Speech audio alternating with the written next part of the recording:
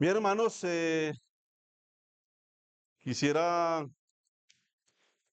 hacer un breve resumen de la vida del Señor Jesucristo cuando Él estuvo acá en la tierra como hombre. Sin duda, su vida, su familia, ¿cierto? Desde su niñez, su sujeción a sus padres terrenales, su santidad. Dice la palabra de Dios que nadie pudo redarguirle de pecado. Su trabajo, cómo se le veía funcionar, los milagros que hizo, su servicio, su anhelo por servirle a las personas. También vemos la intriga y la persecución de los fariseos, ¿cierto? Que buscaban una caída siempre del Señor. Pienso en el momento cuando él estuvo en el Getsemaní, en su agonía, llorando y rogando al Padre, ¿cierto? Que se hiciera su voluntad. Siempre quiso hacer la voluntad del Padre, no la suya propia. Y vemos a uno que dependía en oración de su padre, que estaba dispuesto a depender todo el tiempo de su padre. Pienso en la traición, ¿no? Cuando pensamos en la traición siempre se nos viene a la mente, ¿quién? Judas. Pero no solamente Judas. Él era uno que alimentaba a las multitudes, que todo el que venía a él lo sanaba. Todo el que tenía una enfermedad y venía a él, nunca ha visto en la Biblia que el Señor lo mandó con las manos vacías. Pero después la multitud que decía, crucifícale, crucifícale. Y eso representa la humanidad. Nosotros cómo somos realmente. El arresto, ¿cierto? Como un delincuente vinieron por él con garrotes, con espadas. La negación de Pedro. Los azotes, las burlas, las cachetadas. La humillación de ser desnudado en público. El juicio, un juicio, no le podemos llamar juicio, pero si se le llama juicio, hablemos de un juicio. El trato de Pilato, uno que una y otra vez decía, yo no hallo ningún delito en él, pero ¿qué hizo? Terminó lavándose las manos y entregándolo a merced de la turba que estaba enfurecida, ¿cierto? Herodes, que también tuvo la oportunidad de entrevistarse con el Señor y terminó burlándose de él, vistiéndolo de ropas espléndidas. Una sentencia, sentenciado a muerte y una horrenda crucifixión, ¿cierto? Esta mañana veíamos algo de eso en el Salmo 22. Una agonía también, uno que sentía dolor, que sentía sed. Posteriormente, su muerte, ¿no? La muerte del creador del universo, humanado en una cruz, su sangre derramada a favor nuestro, era lo que cantábamos hace un momento. Y finalmente su sepultura, fue sepultado, ¿cierto? Una tumba donde fue puesto el cuerpo del Señor. Bueno, más o menos ese resumen que yo hice ahí es lo que la tradición religiosa celebra o llama la Semana Santa, ¿cierto? Que está pasando justo hoy. La tradición ha celebrado esto desde siglos. El acto más magnífico de amor de Dios hacia la humanidad a través de la obra de Cristo. Podemos decir que es conocido y es conocida por toda la humanidad.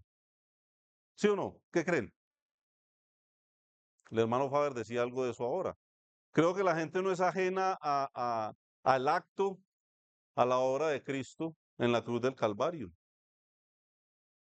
Las procesiones, los ritos, las películas, los actos culturales, desenfocadamente, pero hablan de la obra de Cristo. ¿Sí o no? Pero ¿qué significa realmente eso para la gente? ¿Qué creen ustedes? Yo diría que nada. O sea, la gente es consciente de que eso sucedió, pero la pregunta mía es, las multitudes, las miles de personas en el mundo que salen a ver una procesión, se toman la molestia de considerar por un minuto qué fue lo que sucedió y para qué. ¿Creen que la gente hace eso cuando sale a una procesión? No, ¿cierto? Termina siendo solamente un dato histórico, una celebración para la tradición, pero incluso con una alta dosis de idolatría, paganismo y aún de blasfemia para el nombre de Cristo. El creador del universo, entonces, hermanos, se humanó y murió por una humanidad que sigue siendo una que se burla de él, que le rechaza, que le sigue ignorando hasta el día de hoy. Esa es la realidad, porque cuando uno predica el evangelio, lo más fácil que se va a encontrar es un rechazo. Entonces mi pregunta es, ¿para qué tanto despliegue, para qué tanta publicidad si finalmente la honra y la gloria no es para el Señor? Un acto cultural, un acto religioso, las vías cerradas, trancones, de todo, ¿a costa de qué? De que el nombre de Cristo no está siendo exaltado como él debiera. Y el día de hoy, conocido como qué, como domingo de qué, de resurrección, exactamente es lo que se está celebrando el día de hoy. Y quisiera centrarme en esa doctrina, hermanos, en esta mañana, la doctrina de la resurrección. Quiero pensar un poco en eso. Sin duda ya nos han enseñado mucho de eso. Ya sabemos lo que significa para la humanidad. Hicimos un breve resumen, ¿sí o no? Pero hermanos, ¿qué significa para nosotros? Y creo que eso es el punto importante. Creo que eso es en lo que Dios realmente muestra su interés. ¿Qué piensa para nosotros? Algún día le preguntó a los discípulos que qué pensaban las personas del Hijo del Hombre, ¿cierto? Que Elías, que uno de los profetas, que no sé qué, que Juan el Bautista. Pero el Señor dijo, sí, sí, sí. ¿Y ustedes? Para ustedes, ¿qué significa? Y es realmente lo que el Señor quiere saber. ¿Qué hay en nuestros corazones? Bueno, estaba pensando en algunas resurrecciones bíblicas. En tiempos de Eliseo, el hijo de la tsunamita, ¿recuerdan? En el Nuevo Testamento pensamos en la hija de Jairo que fue resucitada. Hablábamos hace poco de Lázaro, ¿cierto? Eutico, que se cayó de la ventana, ¿se acuerdan? No se vaya a dormir porque se puede caer y se desnuca ahí. Dorcas, ¿recuerdan de Dorcas? Que fue resucitada también. Pero también hubo una resurrección colectiva cuando Cristo murió, que hubo un eclipse, se oscureció todo, el templo del velo se rasgó de arriba abajo. Y dice que los sepulcros se abrieron y los muertos salieron. Hermanos, a veces uno no se detiene a pensar en ese momento. Eso tuvo que haber sido algo muy aterrador, ¿no? Si usted hubiera estado ahí y usted ve ese espectáculo, ¿qué hubiera pensado? Pero quiero pensar en la resurrección más esperanzadora de todas, hermano, la de mi Señor Jesucristo. Bueno, vamos a mirar algo en Lucas capítulo 24, hermanos. Capítulo 24 y vamos a mirar desde el versículo 1 hasta el 7. Dice la palabra del Señor, Lucas 24:1. Dice que el primer día de la semana, muy de mañana, vinieron al sepulcro trayendo las especias aromáticas que habían preparado y algunas otras mujeres con ellas. En el capítulo anterior, versículo 55, dice que las mujeres que habían venido con él desde Galilea siguieron también y vieron el sepulcro, ¿cierto? Y ahí podemos pensar en ellas, 56, las que prepararon las especias aromáticas.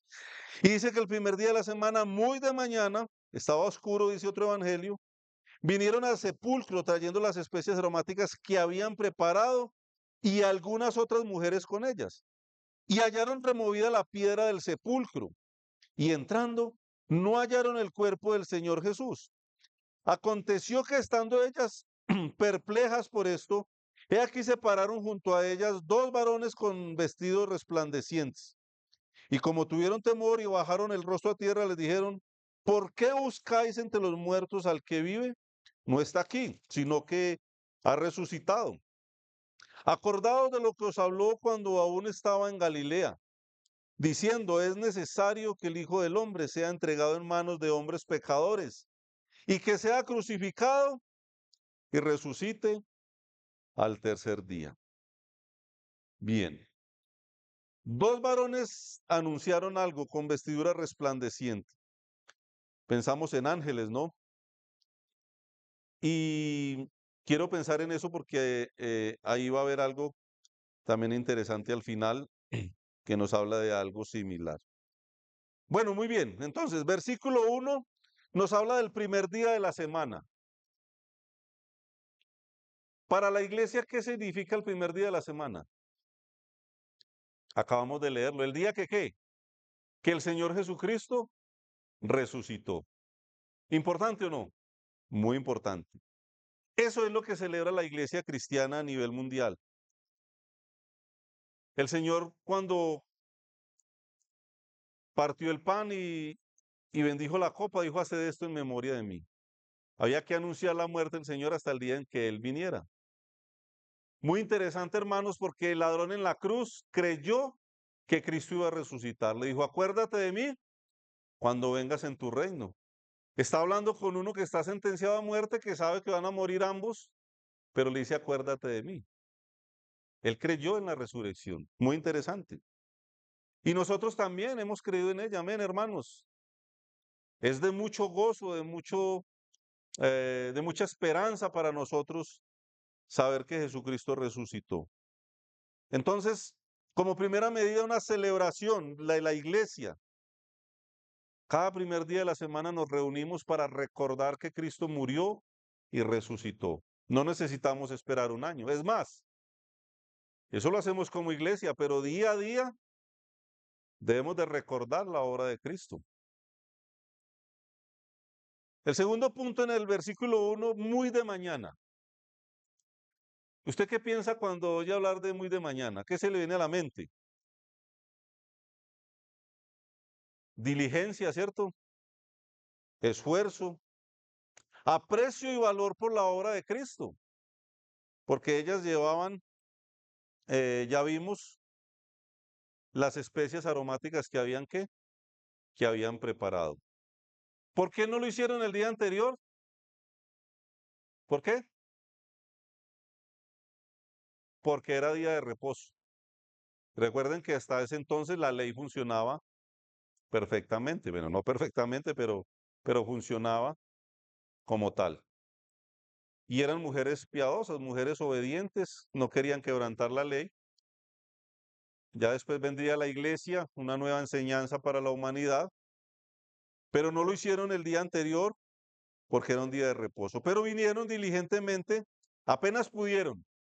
Oscuro todavía, estas mujeres ya iban camino a la tumba para cumplir un ministerio, una labor. ¿Qué iban a hacer? En la tradición judía se utilizaban estas especies para mitigar el proceso de descomposición del cuerpo. Y en el aprecio que tenían por su Señor, ellas querían aportar esto. ¿Sería recibido por el Señor? Claro que sí. ¿Recuerdan la última vez vimos a aquella mujer que quebró el vaso de alabastro de perfume de nardo puro? Y algunos dijeron, no, pero qué desperdicio. Y el Señor dijo, déjala. Dice que esa mujer se había anticipado para el día de qué? De su sepultura. Y él aceptó eso.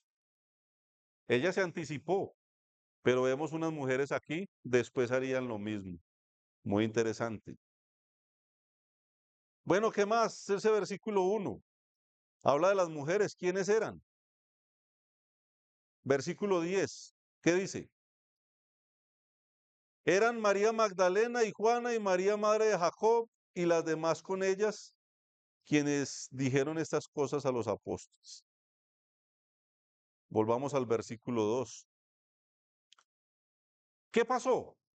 Estas mujeres vienen con sus ungüentos, ¿cierto? Las cosas que han preparado. Pero dice el versículo 2 que hallaron removida la piedra. Ahí estaba el sepulcro, ahí una especie de cueva, pero habían hecho rodar una piedra gigantesca ahí. Y en otro evangelio dice que ellas estaban en el camino, pensaban, ¿y quién nos ayuda a remover la piedra para entrar a hacer la labor? Muy importante leer los 4 evangelios, hermanos, y sacar ya en la casa un compendio de toda la información. Muy provechoso, ¿no? Pero ellas llegan ahí, ¿qué pasó? La piedra estaba removida. Imagínense esa escena. Ellas empiezan a preguntarse ahí. Dice Mateo 28, si quiere lo puede proyectar ahí, hermano. Mateo 28 del 1 al 2. Pasado el día de reposo, al amanecer del primer día de la semana, vinieron María Magdalena y la otra María a ver el sepulcro. Y hubo un gran terremoto porque un ángel del Señor, descendiendo del cielo y llegando, ¿qué hizo? Removió la piedra y se sentó sobre ella. ¿Sí ve que hay que leer todos los evangelios? Ahí encontramos toda la información, lo que se necesita. Y yo estaba pensando, hermanos, hubo un terremoto también cuando Cristo murió, ¿cierto? Hablábamos de eso ahora, que los muertos salían de las tumbas. Hermanos, también tenía que haber un terremoto ante la resurrección de Cristo. Porque la creación misma no pudo contenerse, hermanos. La creación misma no se pudo contener ante la resurrección del creador del universo. El Dios humanado, el creador mismo, que había estado muerto, había resucitado. Un terremoto, un terremoto. La tierra, hermanos, expresándose con el poder de Dios mismo ante un acto tan maravilloso, tan especial, tan conmovedor, como fue la resurrección de Cristo. Y la pregunta mía es, ¿qué significa para nosotros? ¿Qué tanto apreciamos la obra, la muerte y la resurrección de nuestro amado Señor? ¿Cuál es nuestro acto de adoración? No tenemos un cuerpo físico para derramarle aquí un perfume costosísimo, ¿cierto? Pero ¿qué más que nuestras propias vidas, hermanos? ¿Qué más de nuestro propio caminar, de nuestros propios actos, de nuestros propios pensamientos? Que sin duda para el Señor sube como olor fragante ante Él. Nuestra propia vida, pues, hermanos, es la mejor demostración de gratitud y adoración a uno que, como el hermano decía ahora, lo dio ¿cuánto? Lo dio todo por nosotros. Ese es el Señor al que hemos venido a adorar en esta mañana, en quien hemos pensado, y que la creación misma se manifestó cuando Él resucitó de entre los muertos. Versículo 3, ¿qué dice?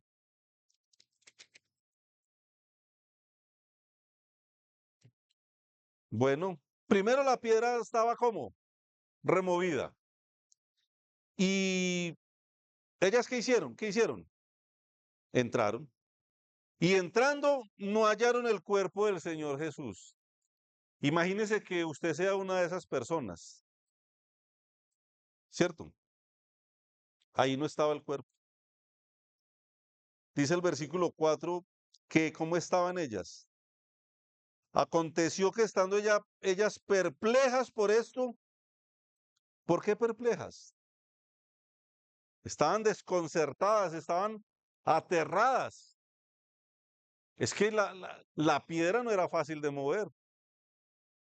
No solo eso, sino que ellas ingresan y no está el cuerpo ahí. Y usted se imagina, ellas empiezan a preguntarse una a la otra, pero ¿qué pudo haber pasado? ¿Qué sucedió? ¿Dónde está? ¿Dónde le pusieron? Dice otro evangelio. Querían preguntarle al hortelano, ¿dónde le pusieron?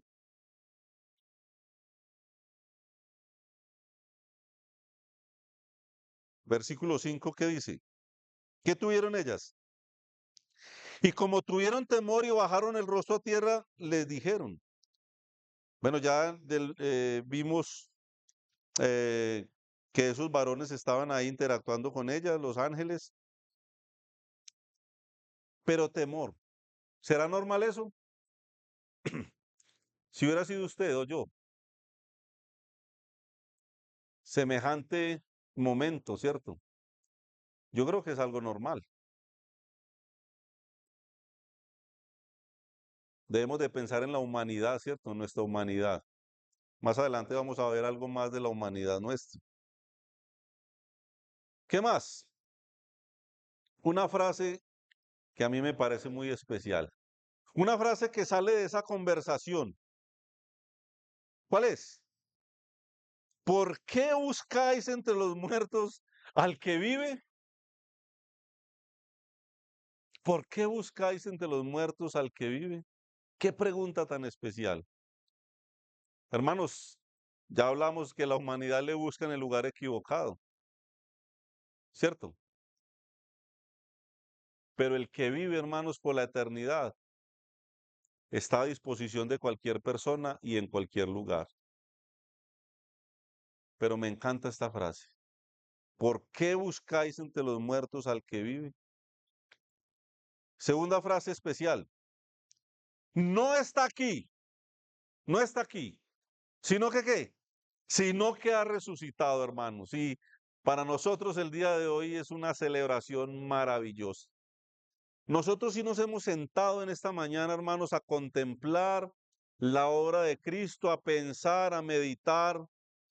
Cuando pasamos el pan de mano en mano, estamos pensando en un cuerpo que se cargó de mis culpas, de mis pecados. Estamos considerando, hermanos, espero que lo hayamos hecho así, de una manera consciente, de una manera reverente en la obra de Cristo. Cuando tomamos del vino, hermanos, pensamos que la sangre de un ser perfecto, inocente, fue derramada por ti y por mí, y también por aquellos que no han aceptado el regalo de la salvación. Estamos considerando, hermanos, pero estamos pensando que ese que murió un día resucitó. No está aquí, sino que ha resucitado. Quiere decir, hermanos, que nosotros esta mañana hemos venido a adorar a uno que ¿qué? Que vive, hermanos, gloria a Dios, que vive por los siglos de los siglos. Hermanos, ¿qué tal reunirnos para adorar una imagen, un muñeco o a uno que sigue muerto? ¿Qué tal? Y más adelante vamos a ver que sería muy triste. Pero dicen estos varones a las mujeres, versículo 6, acordaos. Interesante. Acordaos es porque él había anunciado algo. Él frecuentemente les decía, ¿qué les decía? Versículo 7. Acordaos de lo que dijo. ¿Qué decía él? ¿Qué era qué? Necesario. ¿Qué era necesario? Pensemos primero en esa palabra. Creo que la vimos también en el último estudio. Algo necesario es algo indispensable. Algo que no se puede qué? Que no se puede obviar, no se puede reemplazar. Algo que tiene que ser para que algo suceda. Necesario. Algo que no es opcional. El Señor mismo dijo que le era necesario al Hijo del Hombre ser entregado en manos de hombres pecadores, que fuera crucificado, pero que resucitaría al tercer día. Hermanos, no había forma de redención sin la obra de Cristo. Era como necesario, tenía que suceder. Y todo lo que está en el versículo 7 tenía que suceder en ese orden. Él iba a ser entregado. ¿Sabe que me impacta, hermanos? Porque el Señor Jesucristo, cada cosa que sucedía en su anticipado conocimiento, Él ya sabía que iba a suceder. Él sabía todo lo que iba a sufrir, lo que iba a padecer, de quiénes y en qué momento. Y a mí esto me parece muy aterrador, hermanos, porque una cosa es cuando usted sufre algo que le llegó de un momento a otro, y otra cosa es usted saber exactamente cosa por cosa de lo que le iba a suceder. Y esto agranda mucho más, hermanos, el valor de la obra de Cristo. Y mucho más cuando Él siendo Dios pudo haber evitado todo eso. Si pensamos, hermanos, en la magnitud de la obra de Cristo, del amor del Señor hacia ti y hacia mí. ¿Cuánto estamos valorando la obra de Cristo? Pero era necesario. No había otra forma de redención, pero dice que era necesario que Él resucitara al tercer día. Todo necesario. Hermanos, ¿por qué nos emocionamos tanto hablando de de la resurrección de nuestro amado Señor? ¿Por qué? Quiero que vamos a 1 Corintios 15 rápidamente, hermanos.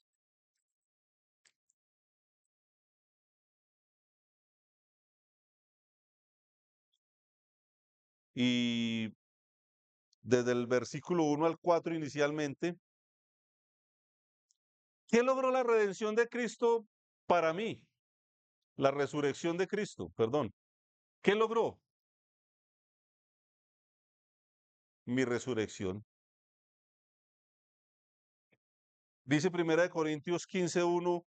Además os declaro, hermanos, el evangelio. ¿Qué es evangelio? Buenas nuevas, buenas noticias que os he predicado, el cual también recibisteis, en el cual también perseveráis. Aquí hay varias cosas importantes, hermanos. El evangelio, que son las buenas noticias de salvación a través de la obra de Cristo, es predicado por todo el mundo. Eso dice ahí. ¿Ese evangelio se debe de qué? Dice ahí, de recibir, el cual recibisteis. Él está hablando con los hermanos de Corinto, pero es una información para el que no lo ha recibido. Porque la esperanza la tiene el que lo ha recibido, no el que no lo ha hecho. Además os declaro, hermanos, el evangelio que os he predicado, el cual también recibisteis, pero también dice en el cual también perseveráis. El evangelio debe ser creído, debe ser aceptado, pero debe ser practicado por el que dice haber recibido. Por lo cual, perdón, por el cual asimismo, si retenéis la palabra que os he predicado, sois salvos si no creísteis en vano. Interesante. Y dice el apóstol, porque primeramente os he enseñado lo que asimismo recibí, que era que Cristo murió por nuestros pecados. ¿Qué más dice? Conforme a las escrituras. ¿Quién entonces se inventó eso? ¿Quién, a quién se le ocurrió? Hermanos, no, sencillamente todo estaba escrito. Porque primeramente os he enseñado, versículo 3, lo que asimismo recibí, que Cristo murió por nuestros pecados conforme a las escrituras. Hermanos, aquí en este precioso libro está lo que Dios ha dictaminado, lo que el Señor ha hecho, lo que Él quiere, lo que va a suceder, todo está ahí. Versículo 4. Y que fue sepultado. Recuerden que el Señor mismo lo anunciaba y decía que Él era ¿qué? Necesario. Y todos esos pasos que Él decía que iban a suceder, Pablo está diciendo aquí que evidentemente eso pasó, eso sucedió. ¿Se cumplió o no? Se cumplió. Y que fue sepultado y que resucitó al tercer día conforme a las escrituras. Hermanos, es maravilloso saber que la palabra de Dios entonces se cumple toda. Toda se cumple, las escrituras se cumplen y nosotros tenemos que ser conscientes de que todo lo que el Señor ha anunciado se ha ido cumpliendo, que hay cosas aún pendientes, que vamos a hablar un poco de eso también dentro de un momento. ¿Qué más? Ahí mismo en 1 Corintios 15, pero versículo 12 al 20, vamos a leerlo. Pero si se predica de Cristo que resucitó de los muertos, ¿cómo dicen algunos entre vosotros que no hay resurrección de muertos? Bueno, en esa época Los saduceos afirmaban eso, ¿cierto? Pero ahora también hay muchos que dicen que no hay resurrección. Versículo 13. Porque si no hay resurrección de muertos, tampoco Cristo resucitó. Y si Cristo no resucitó, vana es entonces nuestra predicación, vana es también vuestra fe. Hermanos, ¿ustedes se imaginan que Cristo no hubiera resucitado? Sí, Él se entregó por todos, murió, pero no hubiera resucitado. Sería como esos dioses que muchas personas tienen, ¿cierto? Un Buda, un Mahoma, personas que son idolatradas por muchos, pero ¿dónde están ahora? Están muertos. Pero hermanos, qué maravillosa la palabra de Dios. Era necesario que Él resucitara. Y si nosotros estuviéramos adorando a uno muerto, dice que vana sería la predicación y vana sería ¿qué? La fe. ¿Qué más dice? Versículo 15. Y en ese caso somos hallados falsos testigos de Dios, porque hemos testificado de Dios que resucitó a Cristo, al cual no resucitó, si en verdad los muertos pues no resucitan, ¿cierto? Dice ahí. Porque si los muertos no resucitan, tampoco Cristo resucitó. Y si Cristo no resucitó, nuevamente dice, vuestra fe es vana, aún estáis en vuestros pecados. Entonces también los que durmieron en Cristo perecieron. Mi papá, mi hermano, hoy entierran al hermano David García, anciano de una de las iglesias en Bucaramanga. ¿Qué podríamos estar pensando del hermano? ¿De qué sirvió tanto esfuerzo, tanto trabajo por la obra, tantas enseñanzas? No, hermanos. Sin duda su familia hoy estarán lamentando la partida del hermano, ¿cierto? Claro que sí. Un ser querido. Pero yo estoy seguro que para las personas a su alrededor, su familia, los hermanos en la iglesia, es un lamento muy diferente al que pierde un ser querido, que nunca más seguramente va a ver y que posiblemente va para el infierno. Pero la familia del hermano David tiene una esperanza. ¿Sabe qué dice el versículo 18? Entonces también los que durmieron en Cristo perecieron, según la afirmación de aquellas sectas que afirmaban que no había resurrección. Versículo 19, si en esta vida solamente más dignos de conmiseración de todos los hombres. Pero ¿sabe qué dice el versículo 20? Después del apóstol decir lo que muchos anuncian o lo que muchos otros creen. No importa lo que otros crean, porque ahí está el versículo 20. ¿Qué dice? Hermanos, más ahora. ¿Cuándo? Más ahora Cristo ha resucitado de los muertos. Amén, hermanos, ¿cierto? Más ahora Cristo ha resucitado de los muertos. Primicias de los que durmieron es hecho. ¿Sabe por qué primicias? ¿Qué son primicias?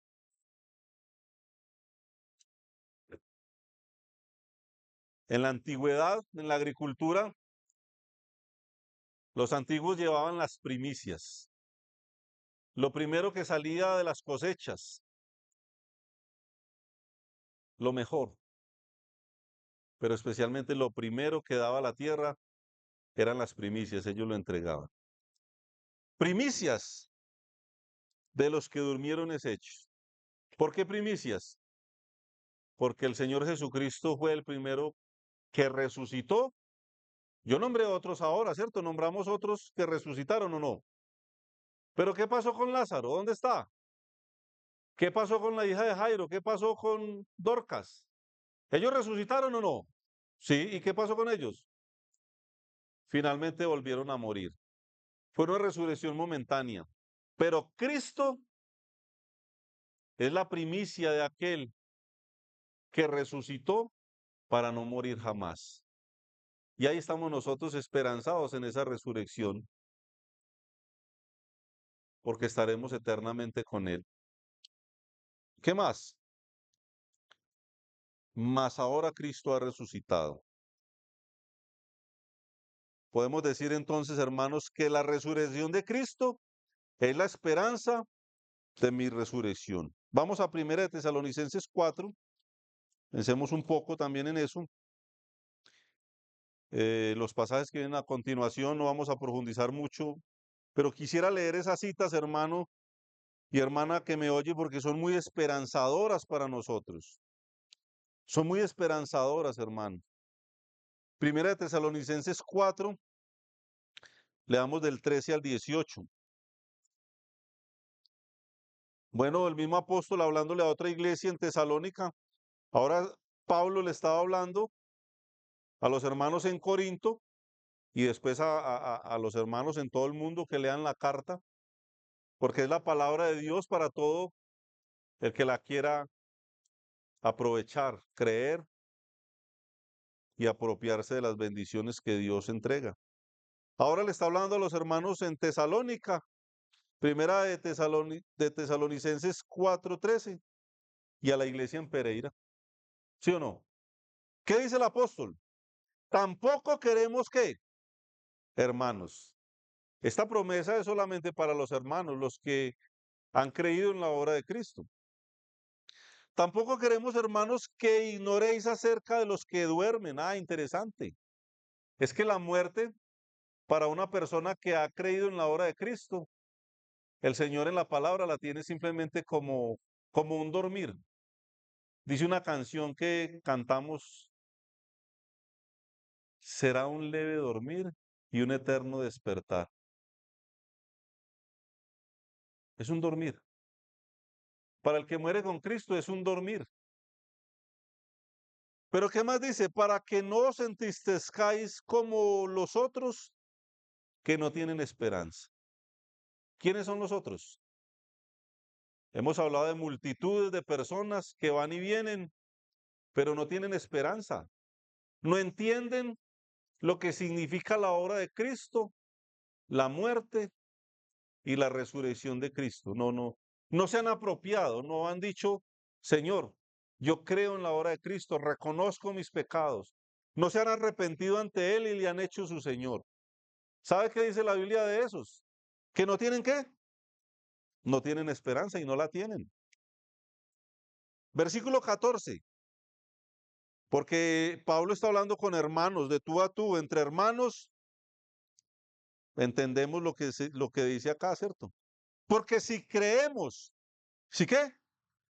Si creemos que Jesús murió y resucitó, si ven hermanos que esa doctrina tiene que estar junta. La muerte de Cristo está ligada a su resurrección. Si no, hermanos, ¿qué dice Corintios? Sería vana nuestra fe. Pero dice aquí, porque si creemos que Jesús murió y resucitó, así también traerá Dios con Jesús a los que durmieron de cualquier forma. No, en Él. Amén, en Él. Por lo cual os decimos esto en palabra del Señor, que nosotros, que vivimos, que habremos quedado hasta la venida del Señor, no precederemos a los que durmieron. Mire que se habla de dormir, ¿sí o no? Y la esperanza está en el rapto. Mi esperanza está en que el Señor venga ya y me lleve con Él. Esta mañana decíamos con los varones en la reunión, hay un hermano que queremos mucho que tiene un aviso en la pared que dice, ¿qué dice? Tal vez hoy, tal vez hoy. Ese hermano, ¿qué quiere? Él anhela ser raptado. Yo también anhelo ser raptado. En cualquier momento, en un abrir y cerrar de ojos, estar con el Señor. Eso es lo que dice ahí. Y no precederemos a los que durmieron. Pero ¿sabe qué dice? Porque, ¿quién? El Señor mismo. Pero venga, ¿ese no estuvo muerto? ¿Sí o no? Sí. ¿Y qué pasó con él? La tumba fue hallada vacía. No se encontró a nadie ahí. Esas mujeres estaban atónitas. No había nadie en la tumba. Porque el Señor mismo, con voz de mando, con voz de arcángel y con trompeta de Dios, descenderá del cielo y los muertos en Cristo resucitarán primero. Ay, hermanos, qué esperanza. Yo quisiera ser raptado, pero si tengo que morir, hermanos, el apóstol Pablo dice que estaría muchísimo mejor también. Versículo 17. Luego nosotros, si quedamos vivos para ese día, hermanos, los que vivimos, los que hayamos quedado, seremos arrebatados juntamente con ellos en las nubes para recibir al Señor en el aire. Y así estaremos siempre con el Señor. Oh, qué esperanza, qué dicha, hermanos, qué gozo. ¿De qué nos sirve eso? Versículo 18, por tanto, alentados los unos a los otros con estas palabras. Cuando hay un dolor, cuando hay una enfermedad, cuando hay una lucha, cuando hay una prueba, hermanos, si hay un hermano derramando lágrimas por una situación, léale este pasaje. Dígale a dónde vamos a estar un día. Dígale que la palabra también dice que la gloria venidera del Señor no puede compararse con aquellas cosas que son pequeñas, que son pasajeras, que son momentáneas. Lo que nos espera es muchísimo mejor.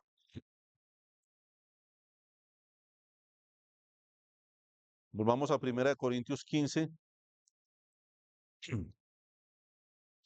versículo 54.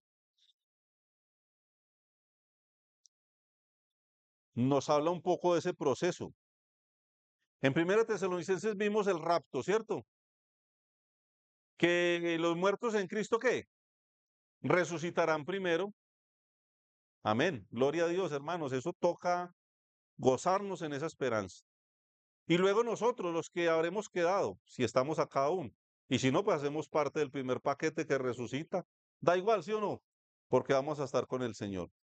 Pero 1 Corintios 15, 54 dice, y cuando esto corruptible se haya vestido de incorrupción y esto mortal se haya vestido de inmortalidad, ¿de qué está hablando ahí? ¿De qué?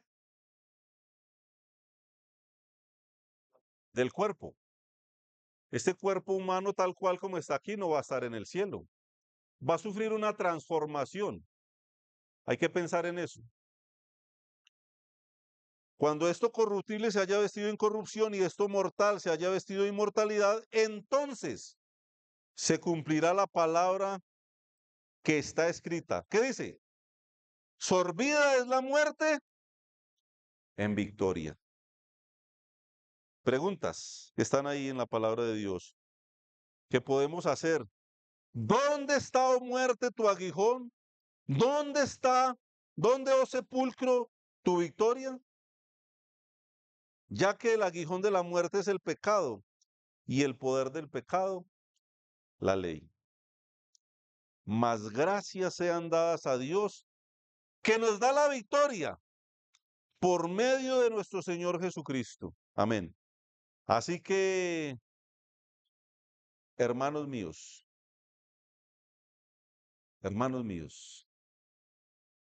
yo pienso, hermanos, a veces tantas tentaciones, ¿cierto? Tantos problemas, tanto desánimo, tanta frialdad, tanta incapacidad, tanta pecaminosidad.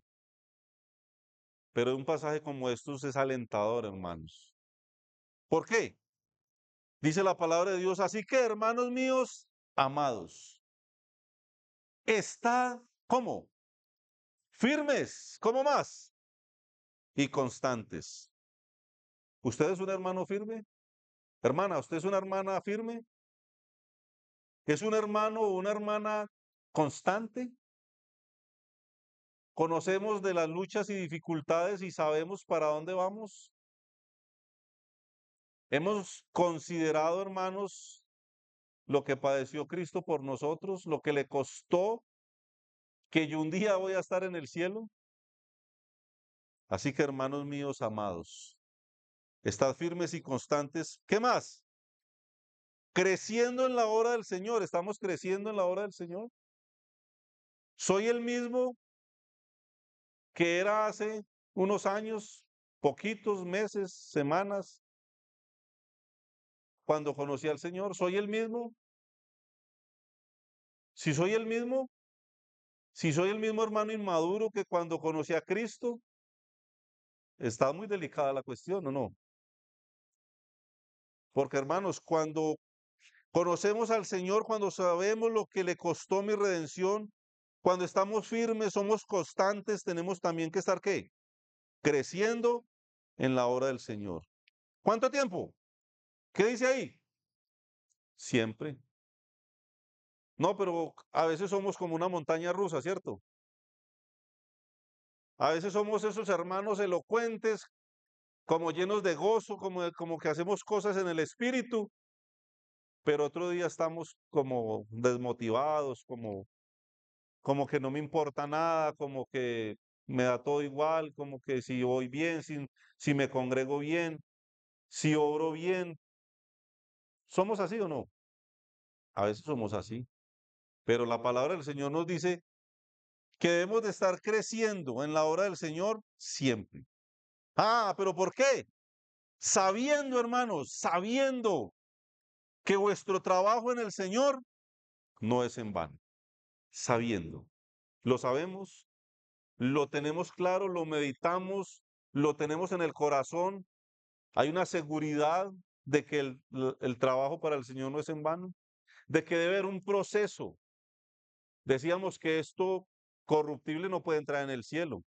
Esta mañana veíamos con los hermanos, también varones, que la perfección de nosotros los humanos no va a ser algo que alcancemos acá en la tierra. Pero la búsqueda es algo que tiene que estar todos los días. La búsqueda de la santidad debe ser siempre. ¿Sí entienden la idea? No es posible ser perfectos acá en la tierra. Yo le preguntaba a un hermano esta mañana, hermanos, ¿usted ha visto que hay hermanos que son más santos que otros o no? ¿Qué contestarían ustedes? Definitivamente sí. Yo conozco hermanos que son más santos que otros, que son más santos que yo. O sea que sí es posible, hermanos, acercarnos a la perfección de Cristo en la fuerza de Él, de su Santo Espíritu, creciendo en su obra siempre, pero hermanos, sabiendo que el trabajo en el Señor no es en vano. Muy bien. Vamos a Lucas 24 para tratar de redondear el tema que hemos empezado, la resurrección del Señor Jesucristo, lo que Él ha logrado para mí. Y estamos en el capítulo, ¿qué? 24 de Lucas, ¿no? Estamos pensando en estas mujeres, estamos pensando en una piedra removida, en un terremoto, en un sepulcro como vacío. Versículo 8 dice, entonces ellas se acordaron de sus palabras. ¿Cuándo se acordaron? Cuando los ángeles, ¿qué dijeron? Que el Señor había anunciado que Él era, ¿qué? Necesario, ¿cierto? Ir, padecer, morir, ser crucificado y posteriormente resucitar. Entonces, claro, ellas se acordaron. Sí, claro, el Señor decía eso. ¿Qué pasó con ellas? Listo. Sí, ¿verdad? Él dijo esas palabras. Ya nos podemos ir para la casa porque sí es verdad lo que él dijo, resucitó. ¿Sí? ¿Pasó eso? No. Entonces, versículo 8, se acordaron de sus palabras y volviendo del sepulcro, dieron nuevas de todas estas cosas a los 11 y a los demás. Hermana y hermano, si lo tienes claro, si has creído, si para ti es una realidad que Cristo murió y resucitó, no podemos regresar a casa. No podemos. Tenemos que anunciar, tenemos que decirle a otros. Dice la palabra de Dios también, a los que dudan, convencerlos. Hay hermanos que dudan. Eso dice la Biblia. Dieron las nuevas a los 11 y a los demás, ¿no? ¿Por qué 11? Bueno, ya sabemos del otro que pasó, ¿cierto? Que entregó al Señor por unas miserables monedas de plata, nunca se arrepintió, tuvo solo remordimiento y terminó suicidándose. Fue y se ahorcó. Y él hacía parte de los 12, ¿o no? Entonces ahora ellas van y le dicen a los 11 y a otros creyentes, a otros seguidores de Jesús, según vemos ahí, ¿no? Versículo 10, eran María Magdalena y Juana y María madre de Jacob y las demás con ellas, quienes dijeron estas cosas a los apóstoles. Versículo 11, la humanidad de los apóstoles, más ellos les parecían, ¿qué? Locura las palabras de ellas y no las creían. Ay, hermanos. Tal vez ahí me veo reflejado yo. Tal vez mi imperfección, mi humanidad, mi falta de fe se vea reflejada ahí. En los apóstoles, que después de la alimentación de los 5.000, el Señor alimentó 4.000 y dijeron, ¿y cómo los vamos a alimentar? Pero venga, acaba de alimentar 5.000 y aquí solo hay 4.000 y los apóstoles están diciendo cómo lo va a hacer. Eso somos nosotros, hermanos, que recibimos bendiciones del Señor, milagros, y mañana corremos a buscar por otro lado a un brujo, a un chamán, a un gota a gota, cuando el Señor ya nos ha hecho milagros. Que le hemos visto caminar sobre el mar y nosotros mismos hemos caminado sobre el mar y después dudamos de él y nos hundimos. Esos somos los seres humanos. Los apóstoles un día le dijeron al Señor, aumentanos la fe, conscientes de la debilidad que hay en el corazón de un ser humano. Versículo 12. Dice que ellos dudaron, ¿no? Versículo 11. En el versículo 12 hay un pero, y el pero cambia la idea. Hay un contraste, hay una idea diferente. ¿Sabe qué dice? Pero levantándose Pedro, corrió al sepulcro, y cuando miró dentro, vio los lienzos solos, y se fue a casa maravillándose de lo que había sucedido.